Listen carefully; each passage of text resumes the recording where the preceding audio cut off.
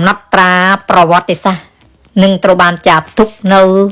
ឯដែនដីកម្ពុជាក្រមបងប្អូននេះគឺជាលើកដំបូងនិងគឺជាប្រវត្តិសាស្ត្រដែលតារាដ៏ច្រើនដួងគឺជាតារាប្រចាំជាតិនៃប្រជាណាចក្រកម្ពុជាយើងបានអញ្ជើញចុះទៅច្រៀងនៅឯវត្តពោធិគិរីវង្សារាមសរាយសៀមថ្មីស្រុកតកើខេត្តប្រតតាំងដែនដីកម្ពុជាក្រមគឺថាតារាដ៏ល្បីល្បាញប្រចាំជាតិបានអង្រួនបេះដូងខ្មែរកម្ពុជាក្រមឲ្យបានញាប់ញ័ររីករាយសប្បាយក្អាក់ក្អាយតតែមែនតែនពីប្រុសអីបងប្អូនតាំងពីដើមមកគឺពុំដែលមានទេបងប្អូនពុំដែលមានទេដែលមានតារាទៅដល់ច្រើនដួងហើយចម្រោះតារាបែបនេះគឺជាលើកដំបូងក្នុងប្រវត្តិសាស្ត្រឯដែនដីកម្ពុជាក្រមហើយបងប្អូនដែលទៅនេះក៏ជាអ្នកសាងប្រវត្តិសាស្ត្រមួយដែលធ្វើឲ្យខ្មែរចងចាំជានិច្ចនៅក្នុងក្រៅបេះដូងថ្មីត្បិតខ្មែរកម្ពុជាក្រមពុំមានអ្នកចម្រៀងល្បីល្បាញដូចកម្ពុជាមែនប៉ុន្តែអ្វីដែលគេរៀនសូត្របានគឺរៀនសូត្រពីតារាចម្រៀងរៀមច្បងពីប្រជាណាចក្រកម្ពុជានេះឯងដើម្បីឲ្យគេបានចេះច្រៀងដើម្បីកំដរអារម្មណ៍អ្នកភូមិអ្នកស្រុកផងដែរខ្ញុំពិតជារំភើបជំនួសបងប្អូននៅទីនោះតែម្ដងបងប្អូនថ្មីត្បិតតែខ្ញុំមិនបានទៅរួមផ្ទាល់ប៉ុន្តែអ្វីដែលខ្ញុំបានទស្សនានៅតាមការ live វីដេអូធ្វើឲ្យខ្ញុំរីករាយសូមណោះប៉ុនពេលក្រៃជាពិសេសខ្ញុំបានឃើញលោកតាហូឡាវីនេះគាត់ចាស់ហើយពិតមែនប៉ុន្តែគាត់នៅមានកម្លាំងបលាំងមកមួនទៅកំដរអារម្មណ៍បងប្អូនដល់អេដេនដីកម្ពុជាក្រមហើយគាត់ក៏បាននិយាយផងដែរថានេះគឺជាលើកដំបូងរបស់គាត់ក្នុងប្រវត្តិសាស្ត្រហើយតារាជាច្រើនទៀតក៏បានសម្ដែងអារម្មណ៍ដូចនេះដែរហើយខ្ញុំចាប់អារម្មណ៍នៅសម្ដីរបស់តារាចម្រៀងមេងកែកពិចិន្តាក៏គឺថាទន្ទឹងឱកាសនេះគឺយូរហើយទើបតែបានបងប្អូនទើបតែបានទៅច្រៀងឲ្យបងប្អូនខ្មែរយើងបានស្ដាប់ខ្ញុំពិតជារំភើបនៅសម្ដីទាំងនេះហើយដូច្នេះនៅចុងក្រោយនេះខ្ញុំលើកយកចម្រៀងលាគ្នាមួយបទនៅចុងក្រោយក្នុងរាត្រីនេះដើម្បីបងប្អូនយើងបានស្ដាប់ដូចតទៅបងប្អូននៅមានមួយរាត្រីបន្តទៀត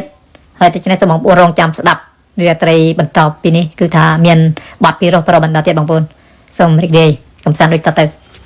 ដល់ភ្នំពេញទុនពេញនឹកផងមកនឹកសំផងសម្រងចោជួបគ្នាដំបងបែងដោទាំងពីរមិនបានដល់ទីបំផុតនៃស្នេហ៍អរគុណណាស់អរគុណពុកម៉ែបងប្អូនទីដែលសាពេលបរិយារបស់យើងបានបញ្ចប់សង្ឃឹមថាថ្ងៃស្អែកពុកម៉ែបងប្អូនទាំងអស់គ្នាជួបជាមួយខ្ញុំបានដងទៀតបាទអរគុណគោរពព្រាទៅបាទទីក្រុងភ្នំពេញបាទអរគុណហើយក៏សូមថ្លែងអំណរគុណដល់ឯកឧត្តមបងប្អូនដែលជាទីប្រឹក្សាផ្ទាល់របស់សម្ដេចអគ្គមហាសេនាបតីតេជោហ៊ុនសែនសម្ដេចគតិប្រិទ្ធថ្ងៃនេះខ្ញុំក៏ណារំភើបមែនទែនហើយជាលើកទី20ជាងហើយបានមកដល់ទីនេះប៉ុន្តែវត្តនេះគឺថាលើកទី1បាទបើនិយាយពីខេត្តប្រវិញលើកទី20 30ហើយចឹងអរគុណបងប្អូននៅតែពេញបេះដូងរបស់បងប្អូនដដែលអរគុណច្រើននិងក៏សូមជូនពរទៅដល់ពុកម៉ែបងប្អូនបាទជួយជួបតែសេចក្តីសុខសេចក្តីចម្រើនគ្រប់គ្រួសារទាំងអស់គ្នាឥឡូវនេះយើងនៅសល់មកបទ2បទទៀតបា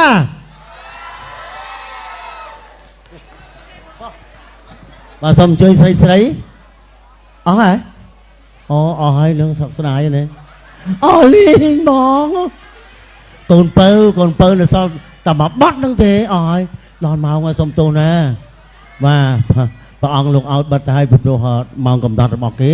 ត្រូវតែបញ្ឈប់ត្រឹមតែម៉ោង11អរគុណអូយបងអូនសប្បាយ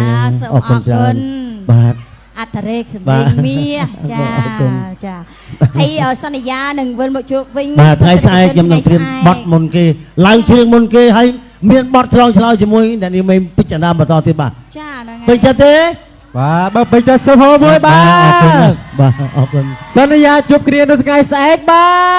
ទអរគុណបាទអញ្ចឹងទេកម្មវិធីប្រគំតន្ត្រីសិល្បៈមានការចូលរួមអំពីតារាចម្រៀងមកពីប្រទេសកម្ពុជាបាទពីនេះសន្មតថាបញ្ចប់តែត្រឹមនេះបាទគួរសូមអភ័យទៅបាទសូមជូនពរអ្នកទាំងអស់គ្នាប្រកបតែសេចក្តីសុខសេចក្តីចម្រើនទទួលនូវពុទ្ធិពរទាំង5ប្រការគឺអាយុវណ្ណៈសុខៈបរិយបានតែជាអ្នកអត់ស្អីគ្នាទេឡើយសន្យាបងលោកជួបគ្នា